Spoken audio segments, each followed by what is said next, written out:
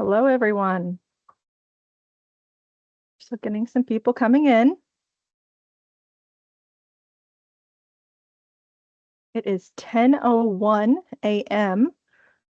So we are going to get started here. Thank you, everyone, for joining. We got a couple people coming in. You are automatically muted, so no worries there. I'm going to go ahead and start us off. My name is Devin Penn. I am the Communications Director for the Indiana Broadband Office. We want to welcome you to our first webinar after the BEAD, the Broadband Equity Access and Deployment Program Restructuring Policy Notice came out on June 6th, 2025.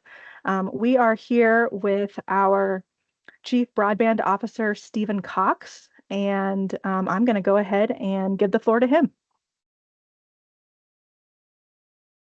Good morning, everybody. And as Devin just mentioned, thank you so much for joining us this morning. This morning, we are going to be talking about the Indiana program and associated with BEAD and an overview and status update in light of the policy notice that was sent out by the NTIA on June 6th and how that applies to Indiana's program. So a couple of things that I would like to start with is, as Devin Penn just mentioned, she is our communications manager here in the Indiana Broadband Office. And with us today as well is Madison Rotek, who is one of the consultants that's been working with our office as well throughout the duration of the BEAD program and the implementation of that program. Today, to a couple of housekeeping notes. Today, I will be providing a presentation based on the policy notice overview and subgrantee selection changes that are taking place with the BEAD program for us. We have a lot to share. And so what we will be doing is we will have everybody muted. We will ask that as I cover different sections of the information, if you have questions, please place them in the chat. If we have time available at the end of the presentation, which we expect to have, we will go ahead and answer as many questions as time will allow. We will also, if there are questions that we don't get to or we're unable to get to, we will be posting all of the questions with answers on our Indiana Broadband Office homepage after the webinar is over with. Secondly, I want to make sure that I let everybody know that if in fact you are not receiving updates or notices or news from the Indiana Broadband Office, over the course of the next 2 months, there will be substantive deadlines, probably some changes that occur in updates to our program that will be happening probably without notice, knowing that our deadlines have been really condensed in terms of the subgrantee selection process. So please, if you have not signed up for our newsletter, please go to the IBO homepage, and at the bottom of the homepage, there's a spot for you to be able to sign up for our newsletter. If the other way for you to get update information over the course of the next several months is to go to our homepage and look for updates. We will be posting more than likely daily any news about the BEAD program, and specifically any deadline changes or updates. And as you will hear throughout our presentation today, there are some dates that are still TBD that will be posted on the homepage and sent out via notices to everybody who's a stakeholder in this later down the road as we move forward with subgrantee selection. The last thing I want to say before we get started here is the slide deck and the video will be they will be recorded And we will also post both the slide deck and the video to our website immediately following the conclusion of the webinar today. So you will be able to go back and have a look at the entire slide deck, and if you so choose to listen to the video again. So in terms of our agenda today, we'll be talking about policy notice changes, tech neutrality as it's described in the policy notice, the restructured subgrantee selection process, which is quite frankly one of the largest changes associated with this policy notice. Post-submission information, meaning post-application, and then resources that we can provide you. And as I mentioned before, we'll try to get to Q&A if time allows. So the policy notice overview, one of the things that I want to make sure that everybody understands is that we will have changes to our program based on the policy notice, which are wholesale changes that have impacted all 50 states in the way we provide service through the BEAD program.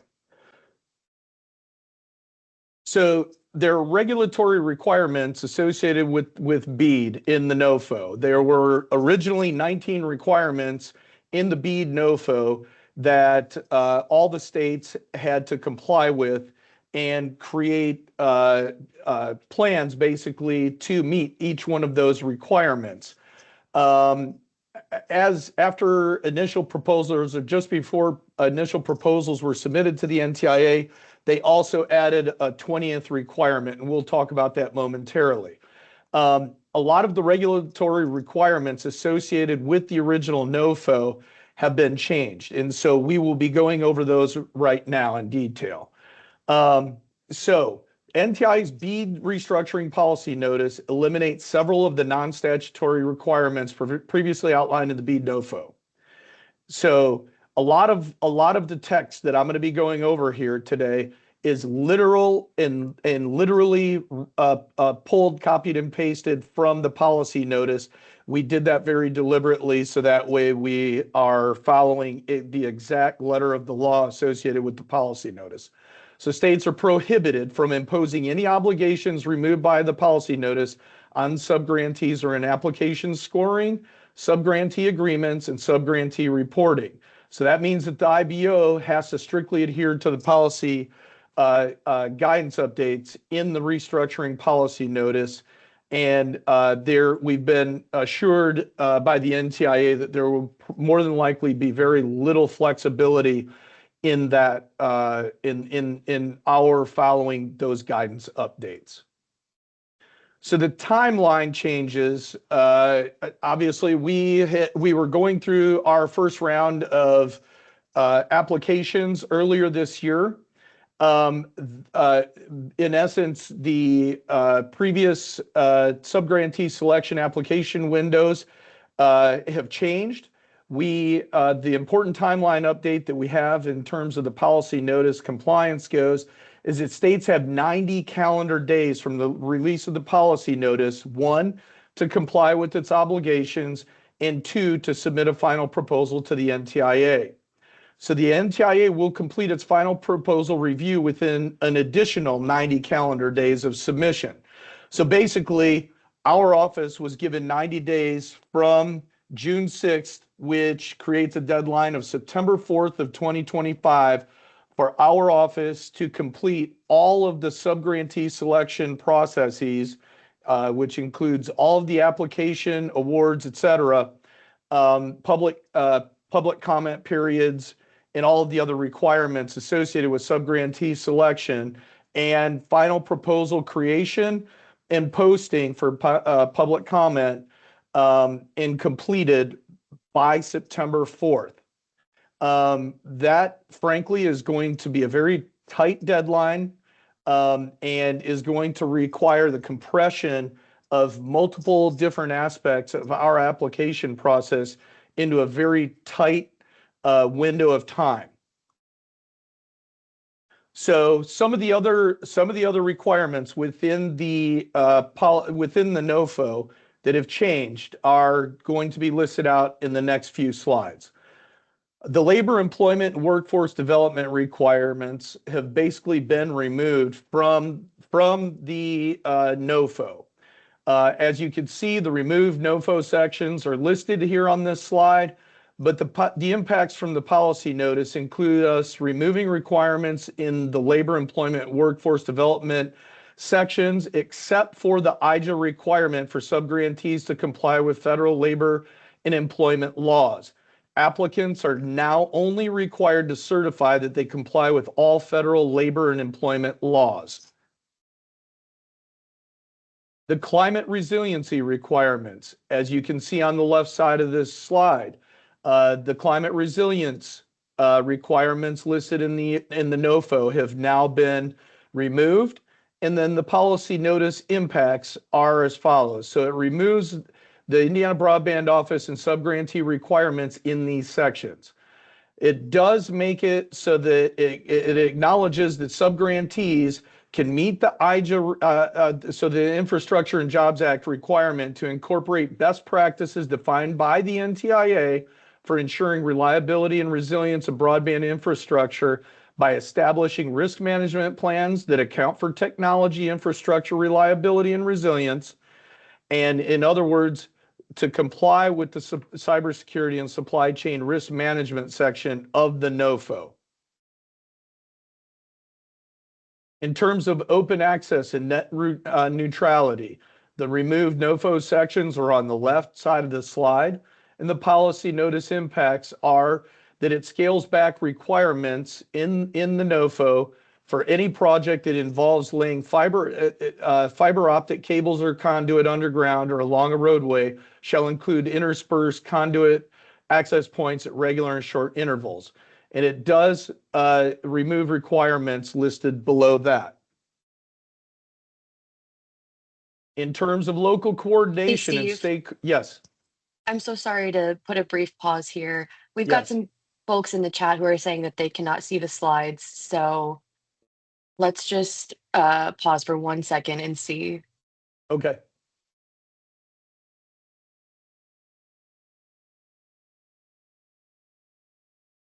We have a lot of people saying they can see them.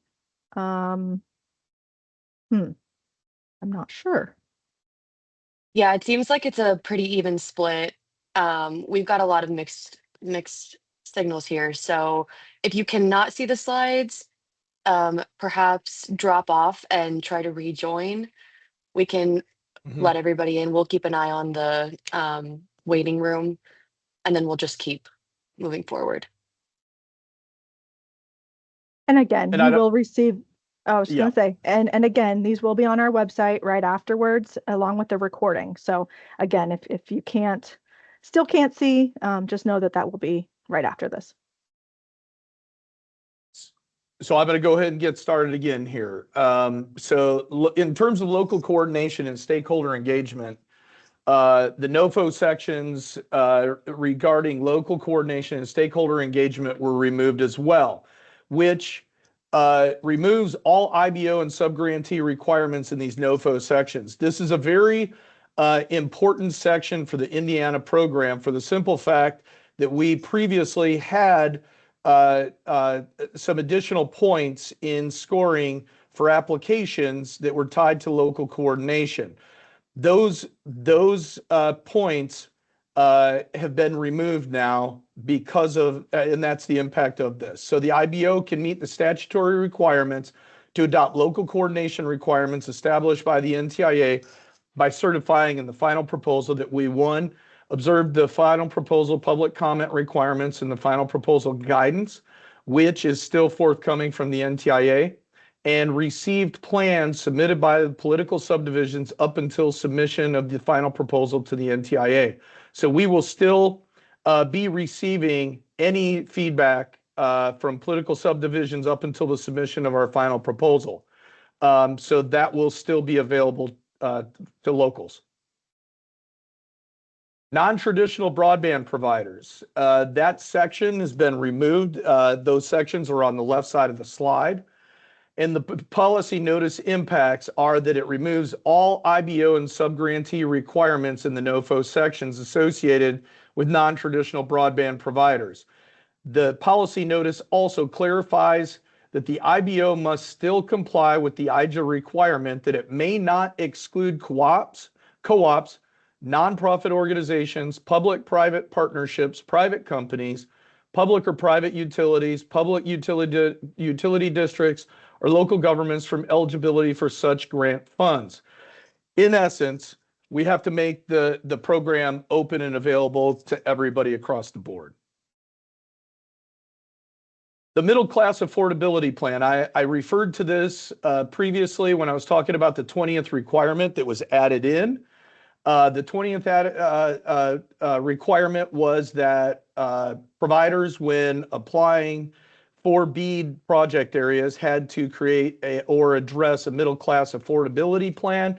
That section has completely been eliminated, and it removes all IBO and subgrantee requirements associated with the middle class affordability, including requirements to develop, implement, and provide updates on any plan associated with the middle class affordability plan. The low cost service option is a big deal. So in the previous, in the NOFO, there was a requirement for the state or the Indiana Broadband Office to develop a low cost service option that providers would have to agree to align with. That has now been removed. However, there is still a low cost service option requirement. The policy notice impact is that it removes the IBO and subgrantee requirements in the sections listed in the NOFO, but it does update the requirement. So applicants must propose a low-cost service option for eligible subscribers, and that low-cost service option must offer at least 100/20 megabits per second with latency measurements at no more than 100 milliseconds. And if applicable, applicants may offer existing low-cost plans as their BEAD low-cost service option. And the policy notice also updates the definition of an eligible subscriber for the low-cost service option, and that is that households are eligible to enroll in the FCC Lifeline program. So that's going to be the standard that they use for an individual that would have to be eligible for that low-cost service option. So in summary, the impact of the regulatory requirement changes on the Indiana BEAD program are as follows.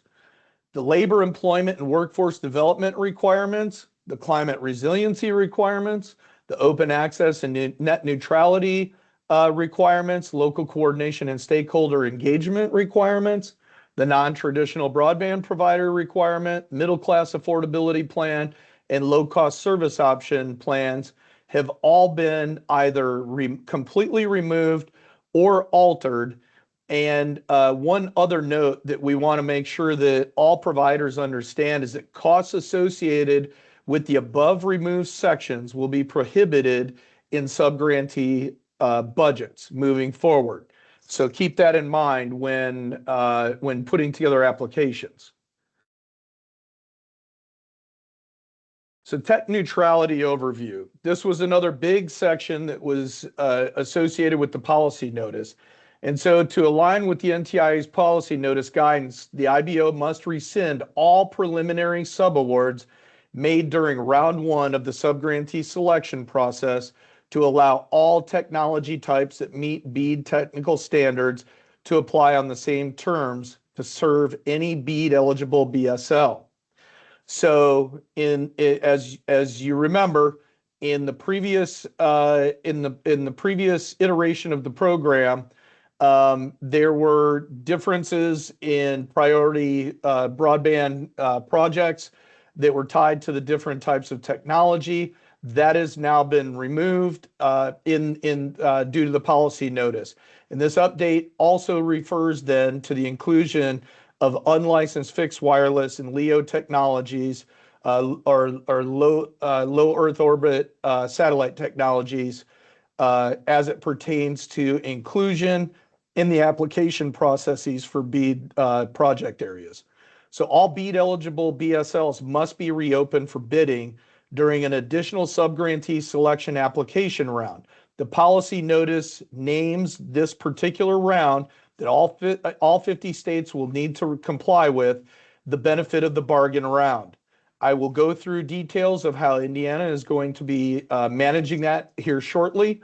But in essence, our office has to open up one specific round to include all BSLs that are eligible for BEAD in the state to all technologies to be able to apply for BEAD projects. So additionally, all technology applicant types can now seek to have their application considered a priority broadband project. So we'll get into what that means momentarily.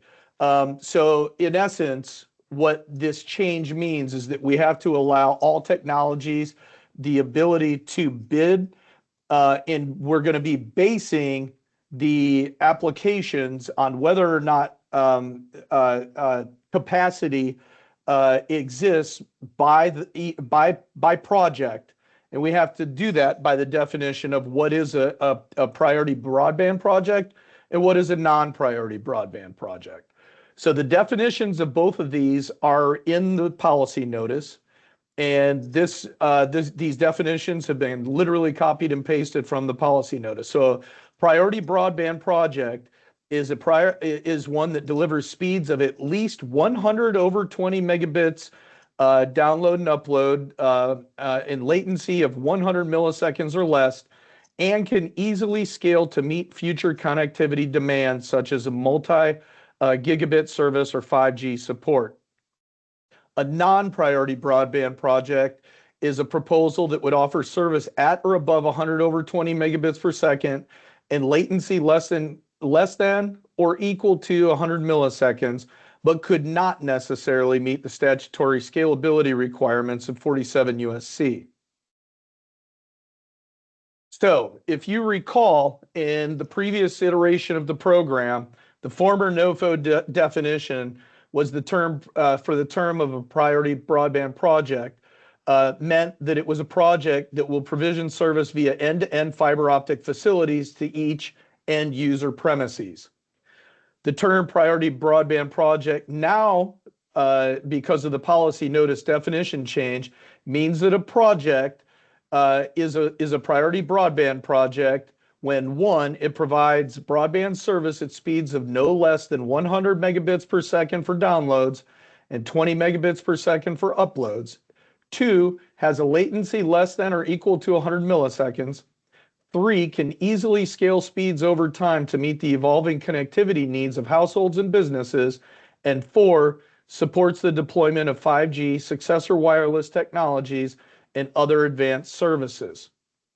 So the update in the policy notice provides information that states any applicant may ask for its proposal to be treated as a priority broadband project, regardless of technology type, if it meets all technical requirements and provides supporting documentation for the IBO to assess that the network meets the IJA Priority Broadband Project standard. The IBO will determine if the proposal is a priority broadband project, but cannot categorically exclude any technology type. And so priority broadband project eligibility must be considered per project area, as I stated a minute ago. So what this means is when applicants submit their applications, it's incredibly important that they provide adequate information or details about their project design and the technical standards or technical capacity of each of those projects that they are applying to build.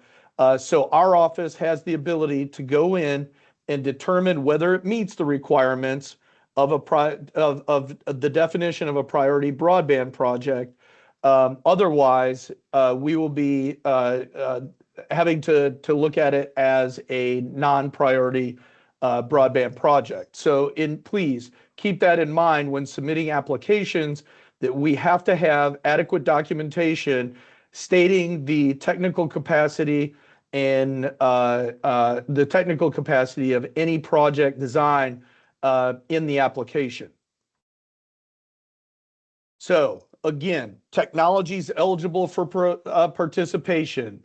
Previously, it was the NOFO referred to reliable broadband technologies such as fiber optic, cabling, coax, hybrid fiber coax, DSL, licensed fixed wireless, and also talked about alternative technologies being unlicensed fixed wireless and LEO satellite. The policy notice updates now remove the distinction between fiber, other reliable broadband technologies, and all qualifying technologies apply on the same terms. It allows any applicant to request priority broadband status for any project proposal, and it requires, there's a very large requirement within the policy notice that applies specifically to unlicensed fixed wireless providers, and which requires them to demonstrate that they've taken the steps necessary to resolve interference and capacity constraints associated with that technology.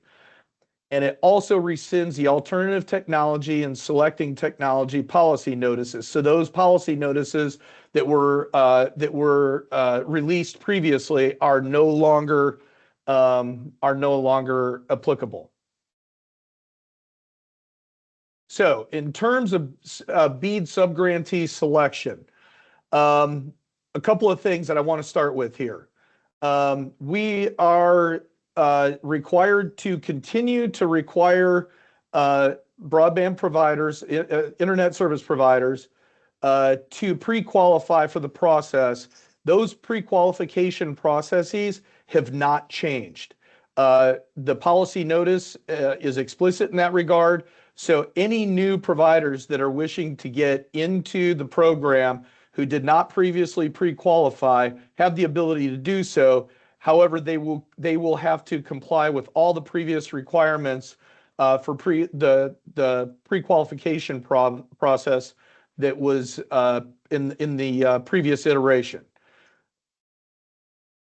So, in terms of pre-qualification, the internet service providers who participated in the initial pre-qualification process do not need to requalify.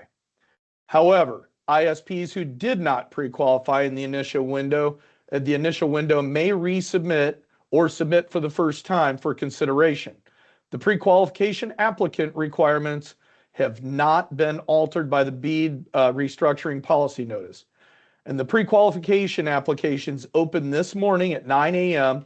and will remain open through the final day of the benefit of the bargain round, which we'll talk about momentarily. We are still utilizing the ready.net portal that we utilized for pre-qualification previously. And so ISP organizations who have not previously completed the registration process must register for the process on connectingindiana.com and then continue through the process of pre-qualification through the portal. A side note, if your organization does not become pre-qualified before the final day of the benefit of the bargain window, the IBO cannot guarantee your application will be reviewed in time to participate. Additionally, and this is very important, if you have not pre-qualified, you will not be able to submit an application in the portal until pre-qualification has been completed. So if in fact you're an organization that does need to pre-qualify, now is the time to do that. Please do not wait till later in the process. Once we get the application round up and running, that's going to probably be too late to get you through the entirety of the pre-qualification process.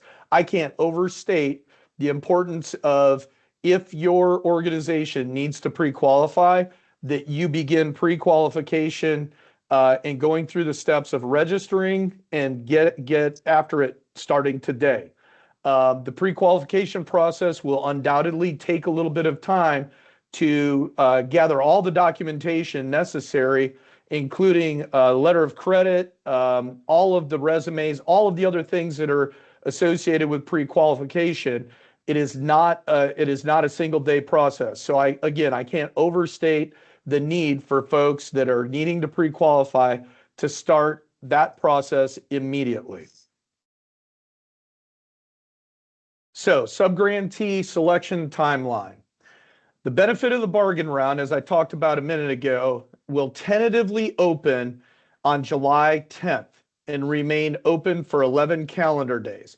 The round will tentatively close on July 21st at 11:59 p.m. We will be reutilizing the previously awarded round one project areas in the new benefit of the bargain round. So let me talk about that for a minute. So the policy notice contemplated that all 50 states had project areas that were designated by the Broadband Office. State of Indiana and one other state that I know of allowed internet service providers to create their own project areas in round one. So our office has decided to utilize the previously awarded round one project areas in the new benefit of the bargain round, or as anybody who's been following our office's results or outcomes, that accounts for roughly 70% of all of the eligible locations in the state of Indiana. The additional 30% of eligible locations in the state of Indiana exist outside of those project areas. The IBO has created separate project areas for that 30% of the eligible locations, which will also be, in essence, we will create an entire list of project areas associated with the entire state of Indiana for us to be able to get that out to providers to be able to have a look at what those project areas look like. We are still going through some deconfliction processes that the state is required to go through prior to the release of those project areas. We have to go through, apologies. We have to go through the process of deconflicting any enforceable commitments. Additionally, we have to look at Reason Code 3 and Reason Code 5 locations that are, it's a requirement of our state to pull off of the eligible list after going through an extended process. We also have to look at the unlicensed fixed wireless locations, and so to deconflict those as well from project areas. So unfortunately, I don't have the exact date that we will be able to release the project areas in locations within those project areas yet, but we will be, as we get closer to that date, we will be sending out notices to make sure that everybody involved has those as soon as we can possibly get them to them. So round two we will still have 3 rounds of subgrantee selection. Round 2 is still TBD. We expect that given the expedited timeline of the subgrantee selection process, there will more than likely be roughly 2 weeks between rounds. The dates will be announced closer to the time that we are able to release those. Round 2 will consist of any remaining locations from the restructured round 1, and project areas will be determined again by the IBO. Round 3, if needed, will take place only if we are unable to award every single eligible location in the first 2 rounds. We expect any round 3 that we conduct to only be open for a couple of days, perhaps 72 hours or something like that.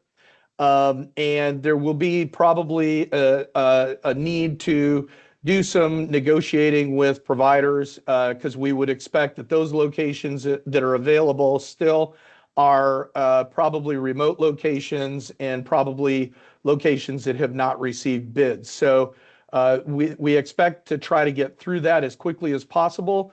And then our office has to finalize all of the documentation, complete our final proposal, open for public comment, and submit our final proposal to the NTIA by September 4th.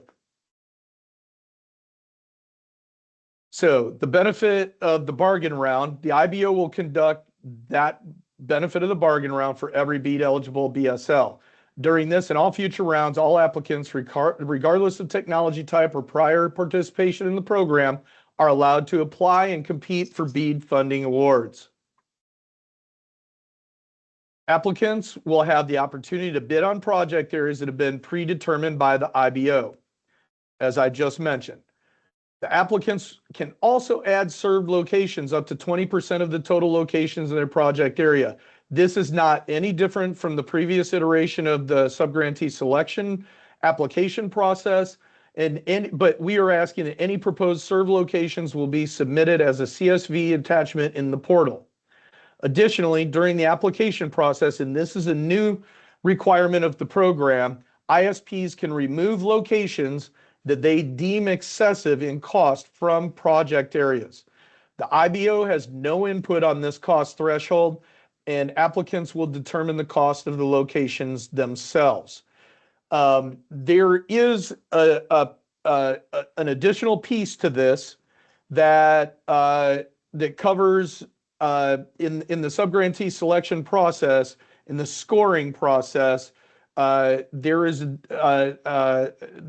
a consideration about same general project areas and how they will be determined. And I'll talk about those a little bit later as we get to another slide. But to reiterate, ISPs will have the ability to remove locations that they deem excessive in cost from project areas. And the IBO, neither the IBO nor the NTIA will be setting a cost threshold associated with this. This will be 100% up to the ISPs to determine that cost threshold themselves. The application process still requires the statutory documentation to demonstrate the applicant's readiness and capability to facilitate a BEAD project if awarded. I wanted to make sure that we had this on a slide because I want to make sure that everybody takes this very seriously. During the scoring process, which I'll talk about secondary scoring momentarily, it will come down to what ISPs have submitted in terms of their ability to demonstrate the readiness and capability to build that BEAD project out to the standards associated, the statutory standards, considering the technical capacity of each project. We have to have a demonstrated evidence per project in order for us to be able to determine what is a priority broadband project moving forward in the scoring process. So that is incredibly important for ISPs to take that very seriously and to ensure that they are providing us with all documentation necessary for us to make determinations about whether a project is a priority broadband project or not. Applicants who applied and were preliminarily awarded a project during round one, so our previous iteration of the application process, have two options for participating in the benefit of the bargain round. They can either utilize their previous applications or submit a net new application for a particular project area. Obviously, that is going to be 100% up to the applicant based on whether or not there are revisions to the application that are significant, or if a provider just wants to go ahead and utilize that previous application. It is entirely up to the applicant to make that determination. As I mentioned before, we continue to use the ready.net portal for our application process and our registration and pre-qualification processes. And so the application process itself will be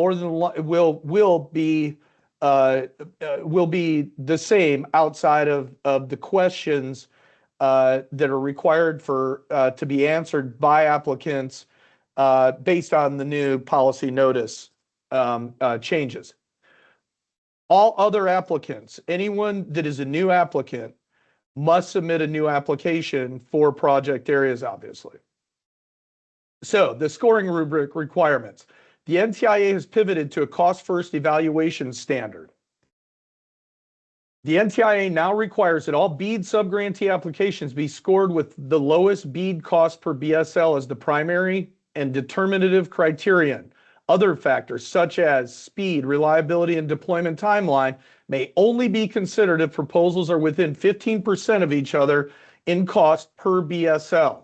What this means for applicants is that no points or preferences may be awarded for technology type, labor practices, affordability, or diverse business enterprise criteria, or any requirement not explicitly found in the IJA statute. In terms of the Indiana program, as I mentioned before, we had a local coordination points that we could have awarded. Those are now no longer part of the scoring rubric. So the updated scoring rubric, I'm gonna just read this specifically. This is literally right out of the policy notice. The primary scoring criteria is specific to the minimum BEAD program outlay. In deciding among competing applications covering the same general project areas, eligible entities must choose the option with the lowest cost based on minimum BEAD program outlay. The secondary scoring criteria can only be considered if an application to serve the same general project area proposes a project cost within 15% of the lowest cost proposal received on a per BSL basis. So those three criteria are the speed to deployment, the speed of network and other technical capabilities, and preliminarily or provisionally awarded subgrantee areas. So I want to pause here for a moment and explain something about the same general project area. So as I mentioned before, providers are allowed to be able to remove locations that they deem excessively high cost.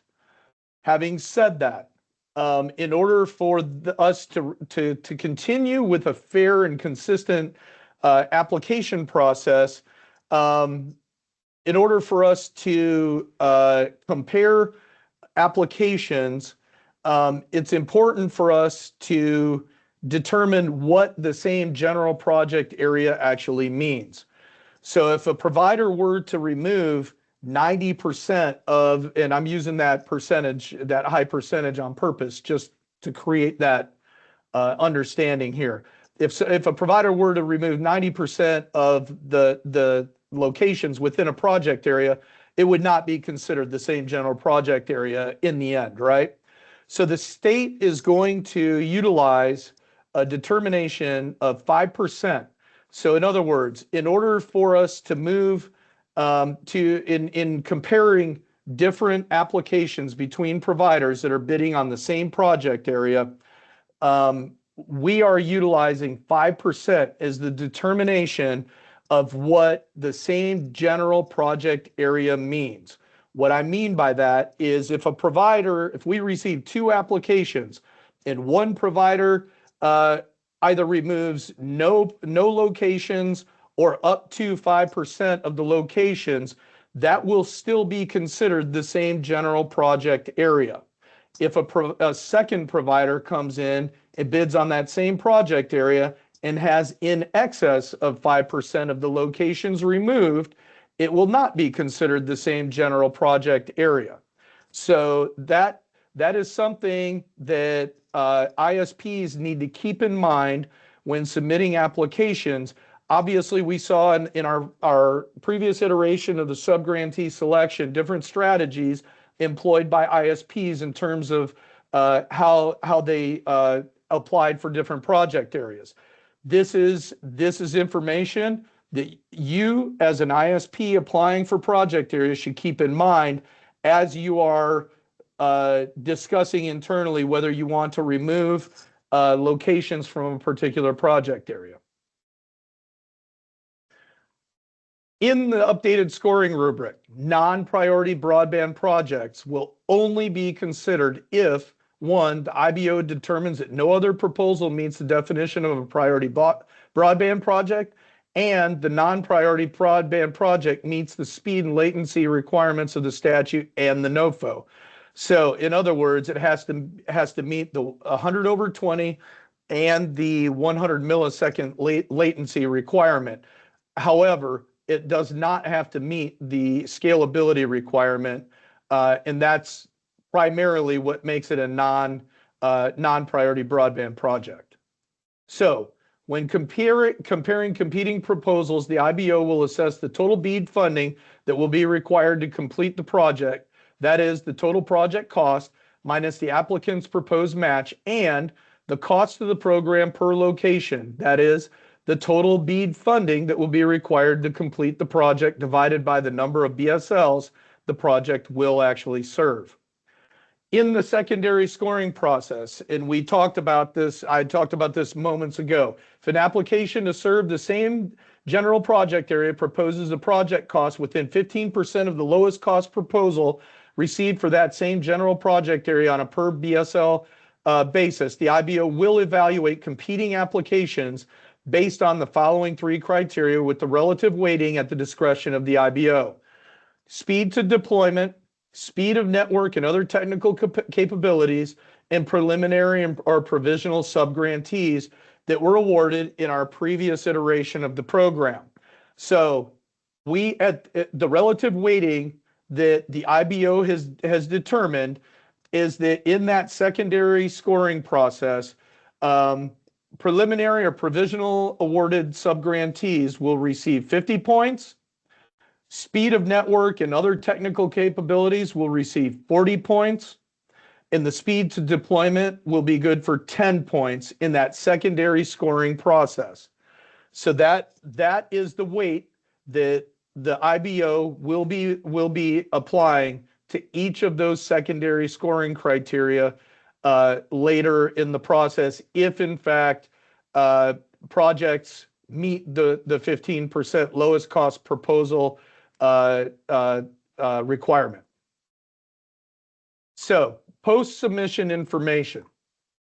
We will be making award announcements in the exact same fashion that we did in the previous iteration of the program. So the IBO will utilize the updating scoring rubric for all applications after each round concludes.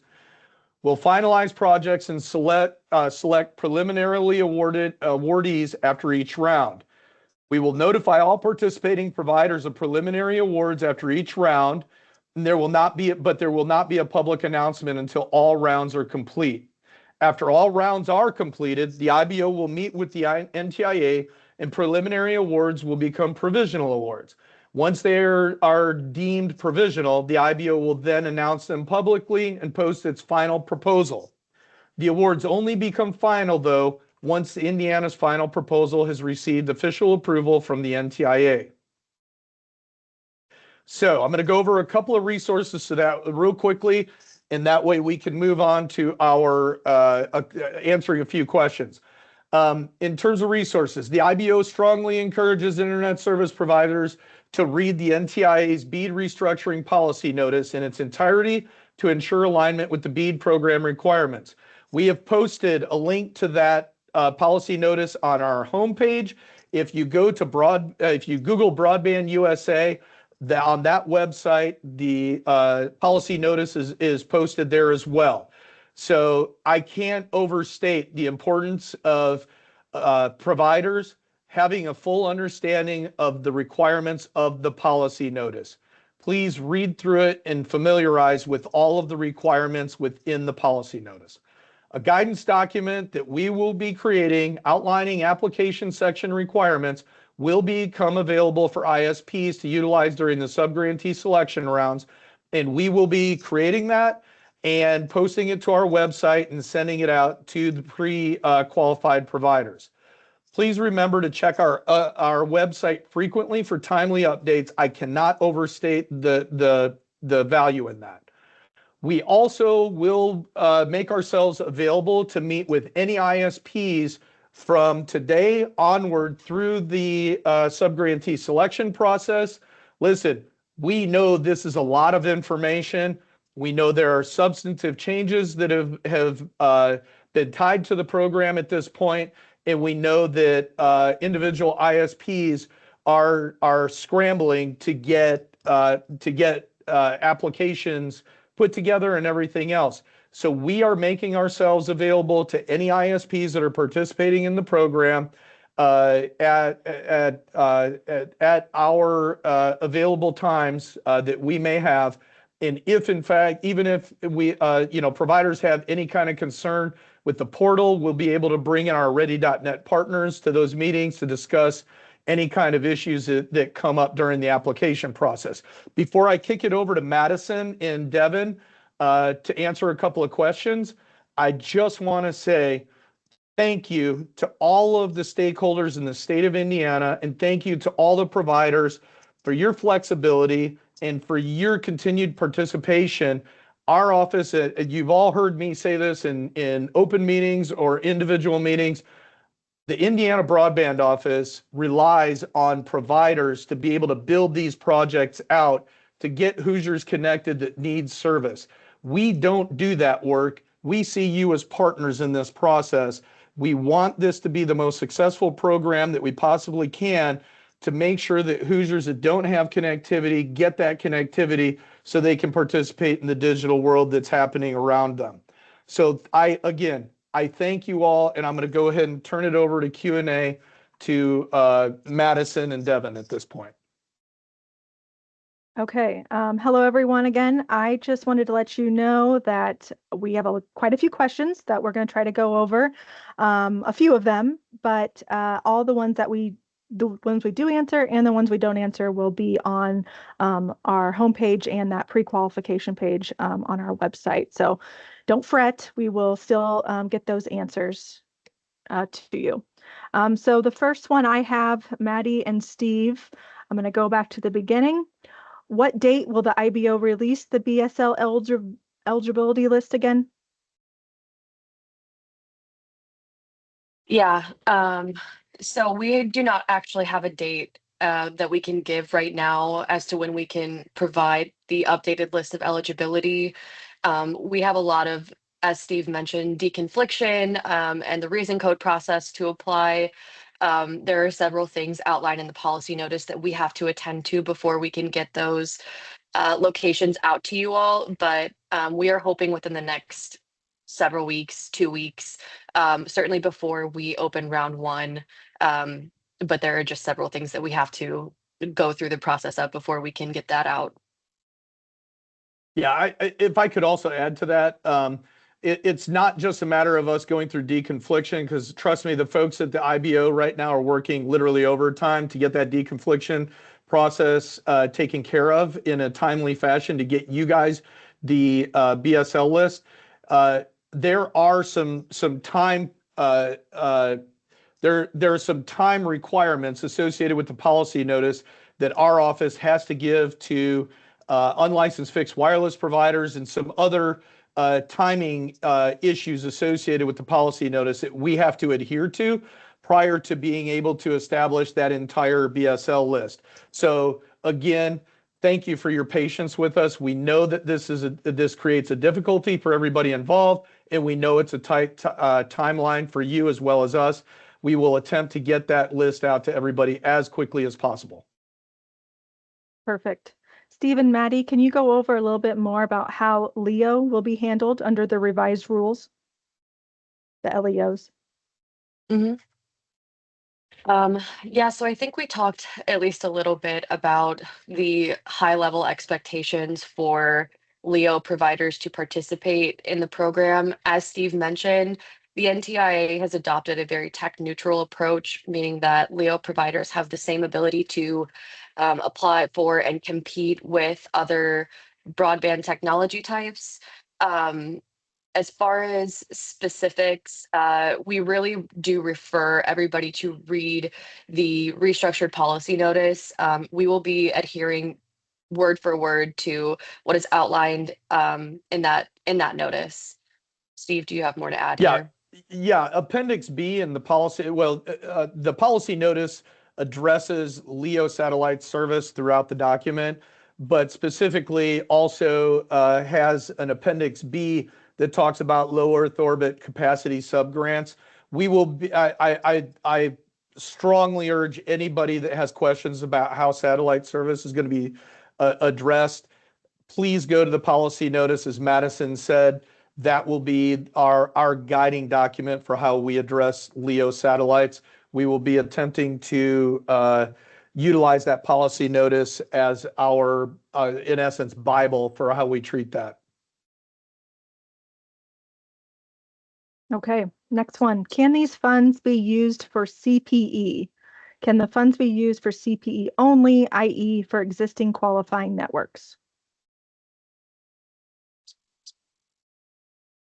So I think I would have to recheck statute on this. The NOFO section, I believe the actual language says that costs incidental to the installation of broadband service, including equipment installed at customer premises to deliver service. So a network interface device or optical network terminal are eligible, provided they are necessary for the provision of qualifying broadband service. I think I would put a pin in this and we can reach out via email to ensure that we're actually capturing what your question is asking, or if there's a specific instance that you're looking to use this in. So unless Steve, you've got something else to add. No, I would absolutely agree with you on that, and I think it'd be important probably for us to talk to our federal partners on that to just make sure that we are covering all our bases prior to answering that in full. Yep. Okay. Are you still interested in having ISPs provide updates for the local remediation? Yes, this question actually I was going to ask for clarification. Local remediation in what sense specifically? And for the person who asked this, maybe we can put that clarification in the chat and keep moving to other questions, and then we'll circle back to it. Perfect. On the scalability requirement for priority broadband projects, you reference multi-gigabit capacity. Is that language drawn directly from the policy update, or is that IBO's interpretation of what constitutes scalability? Yeah, Steve, I think that you touched on this in the conversation around project area selection. I don't know if you want to speak more to how you're looking to consider scalability in projects, but what I can say is that when providers are going through the application process, the IBO really encourages ISP applicants to provide a lot of documentation around what scalability capacity they have and what that will actually look like, so that we can make the most informed choices on applications as we possibly can. To add to that, it is up to the providers to provide any evidence of their technical capabilities associated with any specific project area. Our responsibility as the IBO is to determine between projects whether or not one would be more scalable over the other. So it's important for us to be able to have as much documentation as we can possibly have in terms of the technical capacity or technical capability that providers have when submitting their applications. So other than that, I would refer everybody to the policy notice. The policy notice is explicit about the different criteria that our office is allowed to utilize in scoring. And I think I'm going to leave it at that. Okay, if a provider removes more than 5% of the locations and it is not considered the same area, then how does that work for the required project areas in round one already being defined? Yeah, so this is something that we have actually had to get some clarification from our FPO on. The policy notice is relatively vague on how this process actually plays out in application and scoring. So the IBO has taken an interpretation that when we are comparing multiple priority broadband projects and an applicant has removed more than 5% of the locations already defined by our predetermined project areas, um, beyond that 5%, it is no longer really a comparison from like apples to apples. We would be considering, something like apples to oranges. So putting this 5% threshold in place enables the IBO to fairly and accurately score applications as they've already been predefined. And knowing that providers have the ability to identify locations that they consider high cost, we understand that that provision is absolutely the prerogative of ISPs when evaluating applications. But from our perspective, being able to move through subgrantee selection effectively in the time allotted to us, that is the route that we have chosen to establish for our scoring process. Okay. Thank you, Maddie. I'm going to do one more. I know we're over time here. Okay, for a provisional awardee, can we revert to the original submission as net new rather than the final, which was adjusted? Final provisional could be left unchanged, as I understand, right? So I think if I'm understanding the question correctly, you're asking if the application that you previously submitted can be carried over.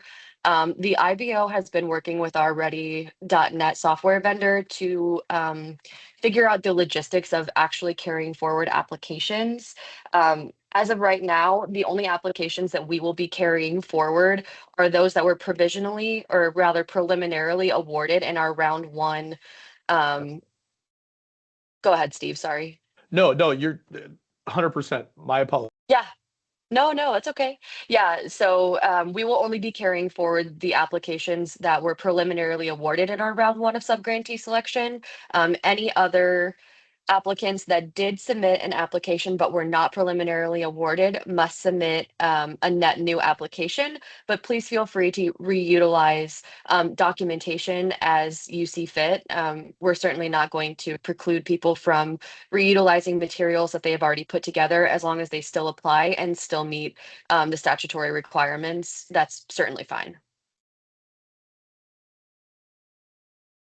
Okay, well, it is 11:02, and I know we had an hour booked for this webinar. I have seen a couple people come in, and I apologize if you came on thinking that this was at 11. So I apologize for that. But again, this is being recorded and will be on our website, and the slide deck itself will be on our website, along with all of these FAQs that we have gotten to and have not gotten to. So hopefully we'll have all that ready by the end of the day today, along with the guidance document with updated dates and whatnot. So thank you all for everything. Thank you for being such great partners, and thank you for attending today. Steve, Maddie, do you want to add anything? Go ahead, Maddie. No, I'll just echo what Devin said. Thank you all for sticking with us. And as you know, you continue to navigate the guidance, so do we. And please reach out with any questions. We're happy to speak or answer via email.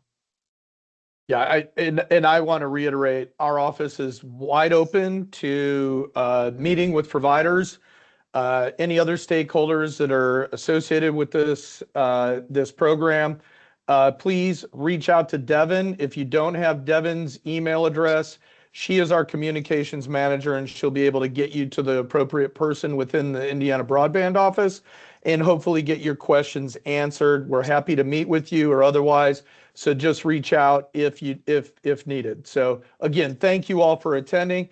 Thank you for your participation. It's crazy important for us to be able to have a successful program here. And again, thanks to everybody for participating. Take care.